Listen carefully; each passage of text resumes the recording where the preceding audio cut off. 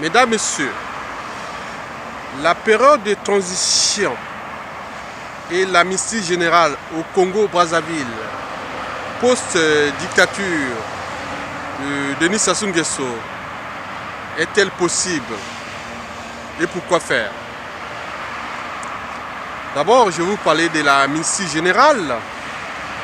Vous savez qu'un pays qui ne culpabilise pas, ne juge pas, ne condamne pas et ne responsabilise pas tous ceux ou celles qui, à un moment ou l'autre, ont fait du mal à un peuple, sera toujours dans la récurrence des mêmes erreurs et des mêmes horreurs. Oui, la problématique et les enjeux de l'amnistie générale seront vus ou étudiés au cas par cas. La priorité sera d'abord de protéger les résistants ainsi que les dissidents qui, à un moment ou l'autre, ont pris des risques pour sauver le Congo. Et les autres, il n'y aura pas de quartier. Bien sûr que certains chercheront à fuir à l'extérieur. Ils deviendront alors des fugitifs. Pour nous, c'est des aveux. La question de la Cour pénale internationale sera alors en action. Nous pourrons aussi mettre des solutions, comme l'ont fait les Juifs en chassant les nazis. Oui, toute une pensée, toute une intelligence, tout un processus, des modalités et des modes d'action seront mis en place pour traquer ceux qui, à un moment ou l'autre, ont souillé le Congo-Brazzaville et surtout le peuple congolais. Mesdames, Messieurs, bon, vous savez, la chute du dictateur Denis Sassou Nguesso est proche. Et s'il chute, qu'est-ce qu'on va faire? Oui, vous savez que dans un pays, s'il n'y a pas de rêve commun, on ne peut pas avancer. Donc, pas de mobilisation profonde des citoyens sans un rêve commun, de lendemain à construire et de futur à édifier. Mesdames, Messieurs, oui, le but du jeu est d'abord que nous puissions mettre en place une période de transition politique de 5 ans, de communion nationale. Parce que aucun parti politique ne pourra reconstruire l'âme du peuple souillé par le dictateur le plus criminel, une dictature d'exception au crime multiforme, celle qui a sévi au Congo depuis plus de 30 ans. Mesdames, Messieurs, le but du jeu d'abord de réconcilier les Congolais entre les Congolais, de penser à la question de l'unité nationale, de l'État qui n'existe pas. Bien sûr, les pères fondateurs nous ont tout légué en ce qui concerne des principes et valeurs, unité, travail, progrès. Oui, le but du jeu est aussi de restaurer l'État et son autorité. Et restaurer l'image du Congo qui a été souillée à travers l'Afrique et à travers le monde. Rétablir le rang du Congo-Brazzaville, d'abord dans la sous-région et à l'échelle continentale. Mesdames, Messieurs, bien sûr que la Constitution du 15 mars 1992 sera restaurée.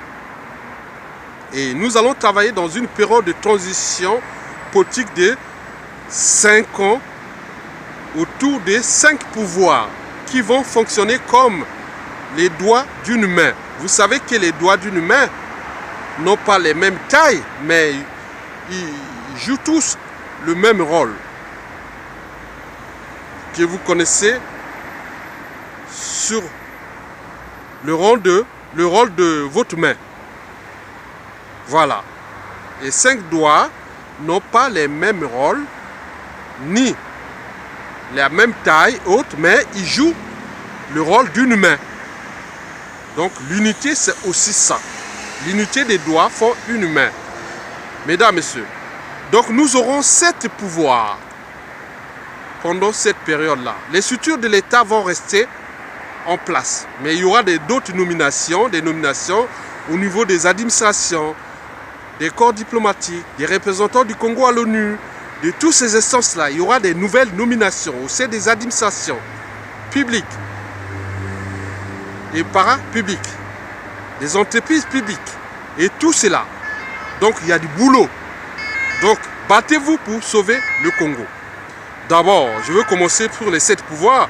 Il y a d'abord le président de transition qui aura un rôle symbolique, qui sera là pour coordonner, arbitrer, gérer tous les autres pouvoirs, représenter le Congo à l'étranger et construire l'unité nationale. Il doit être un patriote, un républicain qui est là pour penser le Congo souillé par la dictature de Sassou et d'Nguesso. Mesdames, messieurs, bon, bien sûr, nous aurons un gouvernement de transition.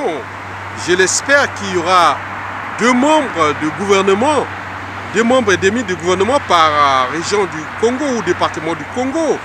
La plupart des membres seront composés des résistants et des dissidents. Oui, ceux qui ont choisi le côté du peuple.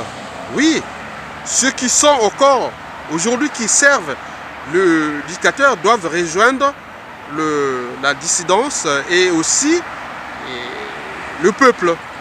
Donc le gouvernement de transition aura pour tâche ou fait de route d'abord restaurer les droits humains.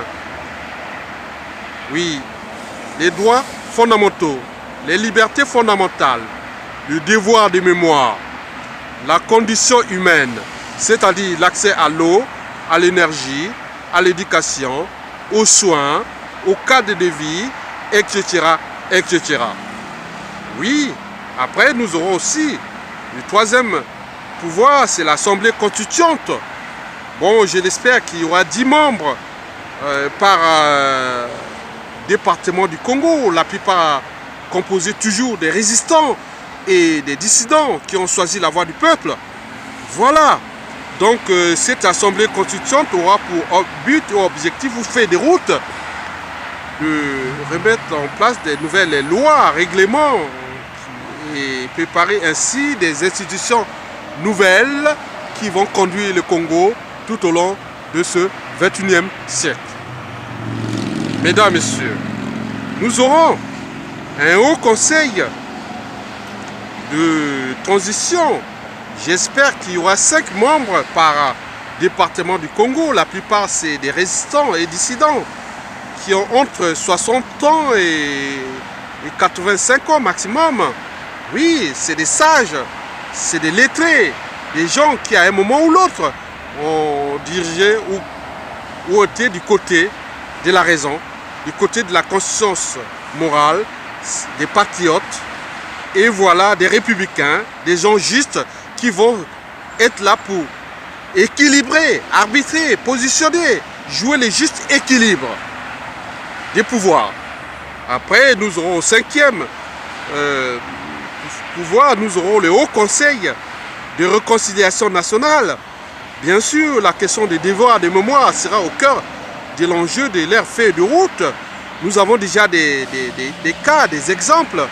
L'exemple de l'Afrique du Sud, après l'apartheid. Nous avons l'exemple du Rwanda. Oui, nous avons aussi l'exemple d'autres pays, par exemple l'Israël, la France aussi. Donc il faut que les gens qui vont être dans ce haut conseil de transition qui va se composer de 5 résistants ou dissidents par département du Congo. Oui, c'est eux qui vont mettre les solutions de réconciliation nationale, la question des monuments historiques liés à l'intolérance politique. Oui, des plaques commémoratives d'indemnisation, des jugements, de condamnation, des jugements et autres. Tous ceux qui seront là pour traquer des fugitifs, des lâches qui ont fuyé ce pays et qui seraient réfugiés quelque part à l'étranger. Oui, donc ce sera leur boulot. Moi, je ne vais pas rentrer au détail. Je veux faire une vidéo aussi simple et pour ne pas rentrer dans les détails, mais tous les détails seront là, seront mis sur table dès que Sassou Nguesso sera plus là.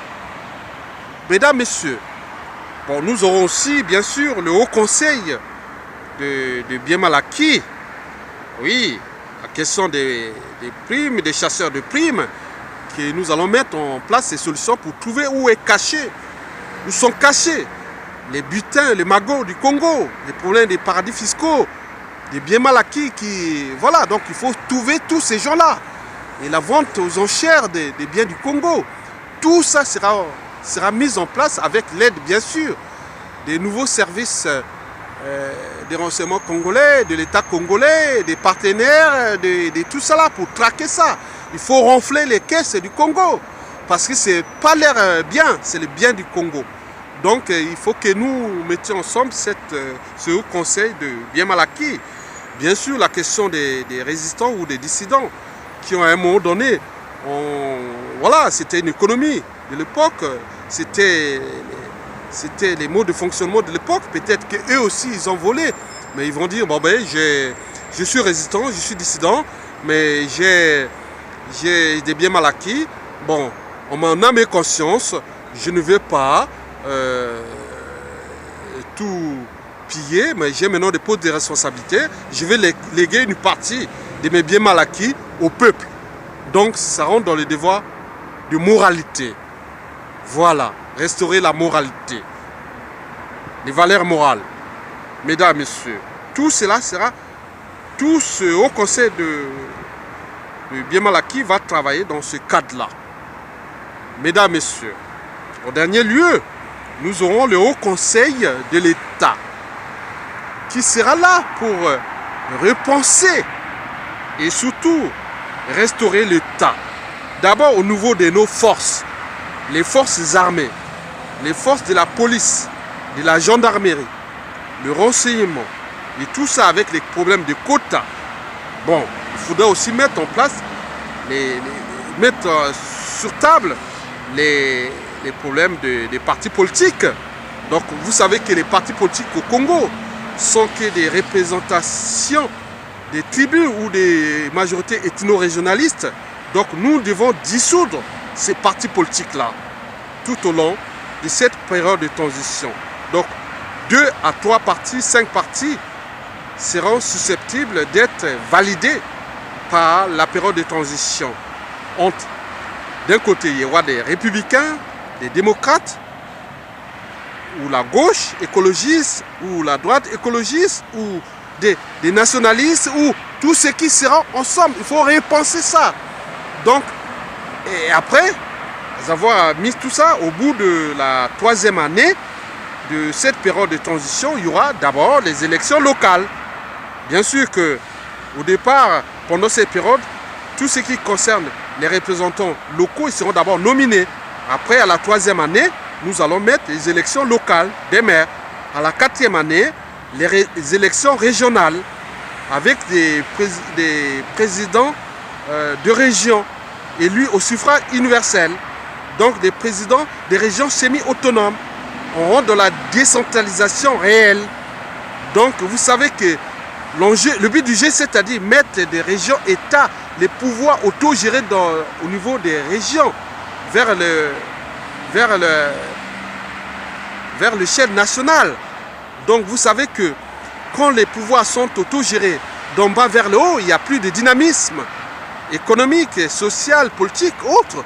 Donc nous devons repenser ça autour du Haut Conseil, de l'Assemblée constituante et de tous les pouvoirs, hein, dont le président de la République, le gouvernement, l'Assemblée constituante, le Haut Conseil de transition et tout ça. Donc les partis, les régions seront semi-autonomes. Moi, je suis élu président de ma région, je connais les atouts de ma région, je vais valoriser la culture de ma région, l'économie de ma région, le social de ma région et tout ça. Donc la répartition des compétences, des ressources, qu'elles soient économie, fiscale et autres, humaines et autres. Donc il faut tout repenser ça pendant cette période de transition. Oui, à la dernière année, c'est-à-dire la 5e année, il y aura l'élection présidentielle libre et transparente. Je pense qu'il faudra plus aller vers le modèle où le président de la République n'aura plus qu'un rôle symbolique et le pouvoir sera autour de l'exécutif, c'est-à-dire le Premier ministre ou chancelier ou autre. Donc je pose là la question de la République fédérale du Congo-Brazzaville. Donc tout est à repenser. Oui, mesdames, messieurs, peuple congolais, je suis de Makwa, donc je suis congolais. Je suis de la Kivette, donc je suis congolais. Je suis du Poul, donc je suis congolais. Je suis du Nyari, donc je suis congolais. Je suis du Kwilu, donc je suis congolais. Je suis de la Likwala, donc je suis congolais. Je suis de la Likumu, donc je suis congolais. Je suis de la Kivette Ouest, donc je suis congolais. Je suis des plateaux, donc je suis congolais. Je suis de la Sanga, donc je suis congolais. Je suis congolais, donc je suis africain. Oui, je suis congolais, donc je suis noir. Oui, je suis congolais, donc je suis humain. Donc nous sommes dans un monde qui devient de plus en plus interdépendant. Nous avons nos partenaires historiques dans la France, l'Europe, l'Union européenne, l'Union africaine, l'Amérique du Nord, les États-Unis d'Amérique, l'Amérique latine, l'Asie et le Pacifique. Nous devons reconstruire le monde d'aujourd'hui et de demain. Parce que le monde est désormais interdépendant. Nous devons repenser les enjeux majeurs qui sont ceux de l'existence ou de l'existentialisme universel. Parce que l'universalité touche tout le monde. La condition humaine touche tout le monde. Les droits fondamentaux touchent tout le monde. Les droits humains touchent tout le monde. Nous sommes le Congo. Nous sommes un pays béni par la nature. Nous devons être au cœur de l'enjeu des nouveaux équilibres avec nous-mêmes, entre Congolais d'abord, et aussi entre Africains d'abord, et aussi entre humains d'abord, parce que nous sommes des humains. Mesdames, Messieurs, libérons le Congo contre ce monstre qui s'est accaparé d'un pays pour assoupir sa folie criminelle, criminogène, antisociale, anticonstitutionnelle, barbare, primitive, et puis, ce ne fut qu'une parenthèse de l'histoire du Congo et donc de l'humanité à l'échelle congolaise. Mesdames, Messieurs, je vous remercie.